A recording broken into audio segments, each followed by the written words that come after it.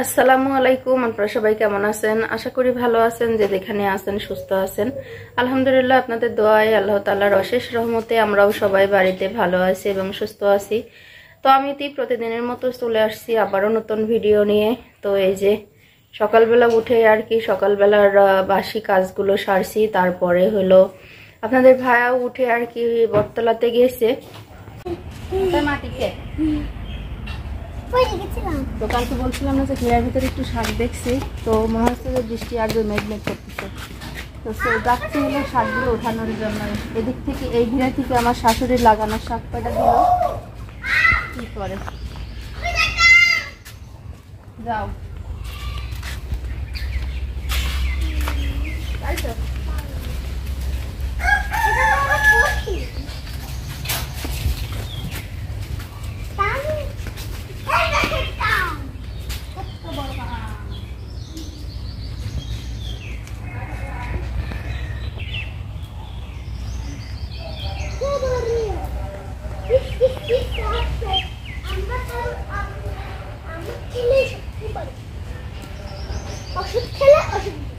দেখেন কি লকলকা শাকগুলো।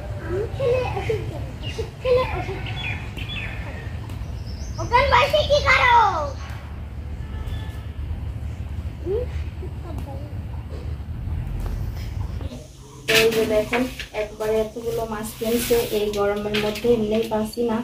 তো তারপর আবার মাছগুলো এখন কাটতে হবে। মাছগুলো কিন্তু তাজা, সকাল সকাল মাছ উঠছে। আসলে আমি বলছিলাম যে আপনাদের ভাই কালকে হলো হাটে যাবে, আমি বলছি যে এখন দুপুরবেলা মাছ আনলে সেই মাছগুলো ভালো থাকে না, তো নষ্ট হয়ে যায়। সব বরফ দিয়ে রাখি, তো বরফটা ছাড়ার সঙ্গে সঙ্গে মাছটা কেমন যেন হয়ে যায়। এই জন্য বলছিলাম যে মাছ কিনলে সকাল সকাল মাছ কিনতে হবে। তো সকালবেলা মাছটা নিয়ে আসলে তো মাছটা টাটকা থাকে। তো এই যে দেখেন মাছের চোখ দেখলেই কিন্তু বোঝা যায় যে কোন মাছটা তাজা। আবার কি মাছ না, কি মাছ এগুলি জানো? এগুলো সিলভার, রুই।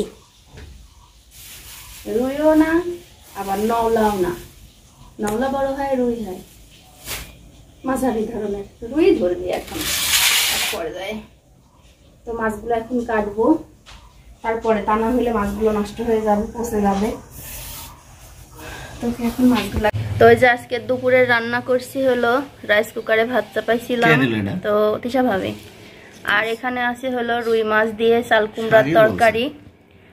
আর এটা হলো যে সকালে হলো আমি ঘিরাই থেকে শাক তুলছিলাম, তো সেই শাকটা ভাজি করছি। আর এই যে এই শাকটা দিছে হলো তিশা ভাবে কলমি শাক, তার সাথে আছে মাছের ডিম ভাজি। তো আপনাদের ভাই আগে খাইতে বসে পড়ছে, যে ফ্রিজ থেকে ঠান্ডা পানি নিল আপনাদের ভাইয়া, যে তখন প্রচুর পরিমাণ গরম পড়তেছে, গাড়ির মধ্যে পানির প্রয়োজন হয়। আর এই যে রেডি হয়ে গেছে, যাচ্ছে হলো ঢাকাতে। তো আপনারা সবাই জানেন যে চাচি মারা যাওয়ার পরে হলো নিশি আপা একবারও আসে নাই, তো আসার সুযোগও হয় নাই। তো সে অলরেডি এতক্ষণে হয়তো বা প্লেনে উঠে গেছে, তো আসছে। তো এই জন্য আপনাদের ভাইয়া যাচ্ছে, বাপ্পি ভাই যাবে আনতে যাচ্ছে আর কি নিশি আপাকে। ফোন দিয়ে দেখো নিশা নামিস নাকি। তো সবাই দোয়া করবেন ভালো ভালো যেন আপাকে নিয়ে আসতে পারে। রুদ্র অন্নবাস খেলবে না?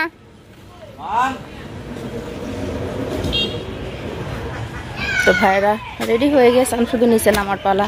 আর সব হ্যাঁ ভাই রেডি হয়নি কালকে? বাবা কিসের বস্তা গো খালা? ও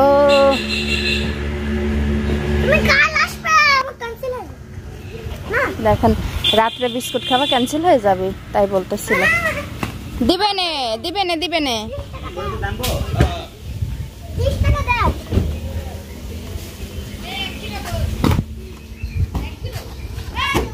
ওই যে দেখেন এক বস্তা তরকারি যাচ্ছে। এটা কি স্বর্ণারের জন্যে?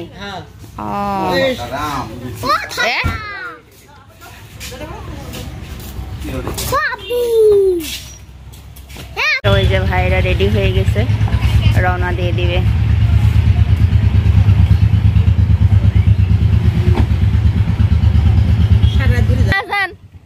আনাবো না আবার সরে দাও কি করে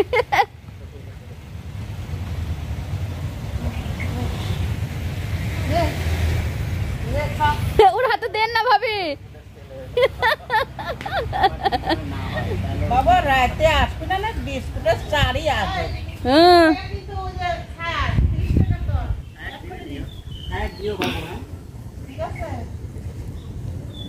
তো ওই যে ভাইরা রেডি হয়ে গেছে রওনা দিয়ে দিবে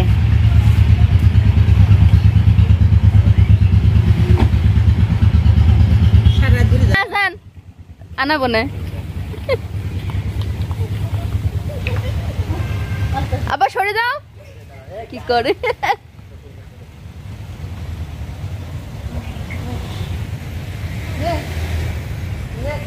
ওর হাতে দেন না ভাবি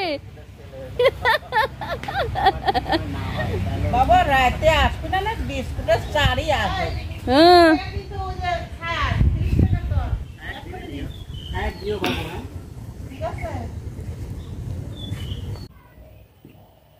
তো ওই যে অনেকদিন পরে আপনাদের ভাইয়া হলো আমার জন্য কালকে হঠাৎ করেই সন্ধ্যাবেলা বাহিরে গেছে তো ফোন দিছিল বলছে যে আমার হলো সালোয়ারের কাপড় কতটুকু লাগে আসলে অনেকদিন ধরে আমার কাপড় চোপড় বানানো নাই সব নষ্ট হয়ে গেছে এই জন্য ও হাতে করে মানে এ পর্যন্ত যেটাই আনছে কালার হোক বা অন্য কালার হোক যেমনই হোক আমি কিন্তু কিছু বলি না তো যেমন নিয়ে আসি আমি অমনই পরি তো এই যে কালকে নিয়ে আসছে হলো 2টা জামার পিস তো কালো পরছি হলুদ পরছি অন্যান্য কালার পরা হয় তো এইসব কালার আর কি পরা হয় না তো দেখেন এবার খুব ভিন্ন কালার নিয়ে আসছে তো এটা হলো একটা জামার কাপড় ছোট ছোট ফুল আছে দেখতে কিন্তু ভালোই লাগতেছে আসলে আমি কালো মানুষ তো যেটাই পরি সেটাতেই কেমন যেন এমন একটা আল্লাহ কালার দিয়েছে যে কালার পরবো সেই কালারেই ততটা লাগে না তো ভালো লাগুক আর মন্দ লাগুক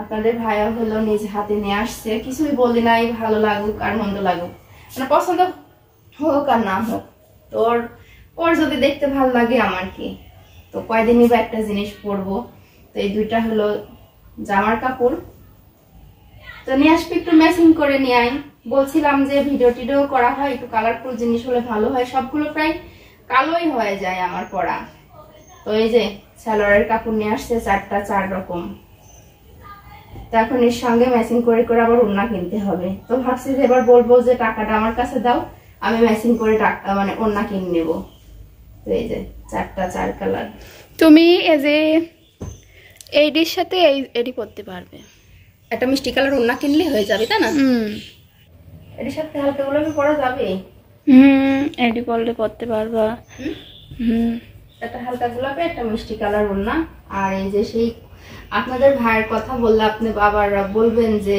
শুধু শুধু কি করে কথা বলতেছে আসলে কি ওদের জিনিস কিনতে দিলে হয় হলুদ নাই কমলা এই 2টা কালারের ভিতরে যে কোনো একটা কালার থাকবে কোনো ইয়ে নাই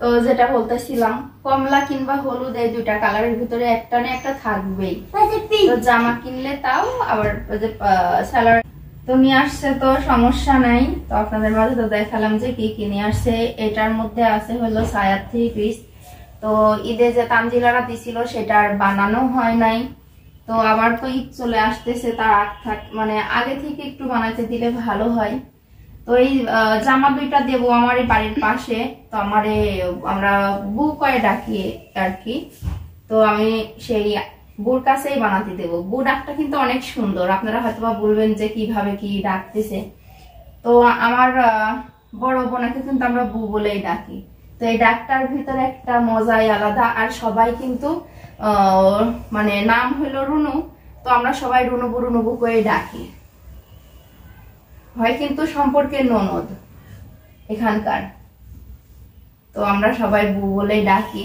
তো জামা সে অনেক সুন্দর জামা বানায় তো ওর বাবা বলতেছিল যে সবগুলোই ওর মানে রুনুবুর কাজ দিয়েই বানাতে তো বলছিলাম যে না যেহেতু সালোয়ার গুলো আমারটা আমি বানাবো আর জামাটা গুলো দেবো হলো রুনুবুর কাছে অনেক সুন্দর করে বানাই তো আর আমি বানাই কিন্তু খুব কম এই জন্য মানে অনেকদিন পর পর বানাইতে গেলে তেরসা হয়ে যায়, পেঁচা কোনা হয়ে যায়, এই জন্য তো জামাটা সুন্দর করে আর কি রুনুপুর কাজ দিয়ে বানাবো, এই জন্য হলো মানে দেখালাম।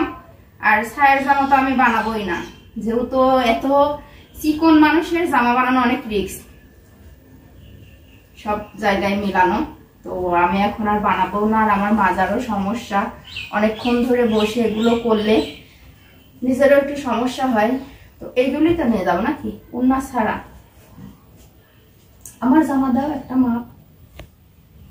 ওকে, এখন এগুলো বানাইতে দিতে যাব, বেশ সন্ধ্যা লেগে যাচ্ছে আর সময় নাই, যেটা হয় সেটা আবার আপনাদের সামনে পরে শেয়ার করব।